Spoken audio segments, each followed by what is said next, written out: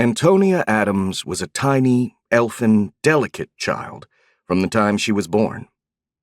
Her father thought she looked like an angel, with a fuzz of white blonde hair as a baby, soft blonde curls as she grew older, and big blue eyes.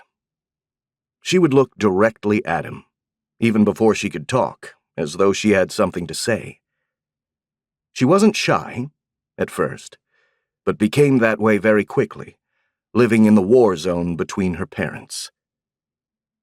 She knew when to talk and when not to, and most of the time, it was safer not to. She learned to disappear, to hide in the shadows, to make herself so small and stay so silent that they forgot she was in the room. And at the opportune moment, as their battles became more heated, she could slip away quietly. In their rage at each other, her parents forgot that Antonia existed, and was even in the same room with them. She had perfected the art of seeming invisible, almost like a ghost. She felt safest when no one was paying attention to her.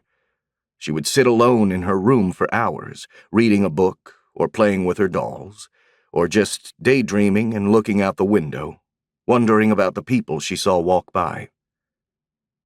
When she saw other children, she wondered if their parents fought like that too, but she would never have dared to ask. She lived in a world full of adults, fraught with hostility, and saw other children only at school. She was smaller than the others, and they often assumed that she was younger than they were and called her a baby. She had no grandparents on either side, and both of her parents were only children, as she was, so there were no important adults in her life except her parents. She was made to feel like an intruder from the beginning. The only way she knew to remedy that was to stay out of sight.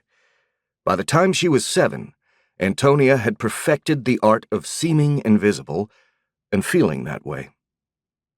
She was most comfortable when no one could see her.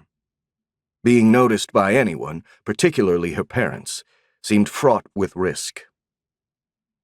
Antonia looked nothing like her French mother, Fabienne Basquet, a fiery young woman with jet-black hair, porcelain-white skin, and lush lips enhanced by bright red lipstick.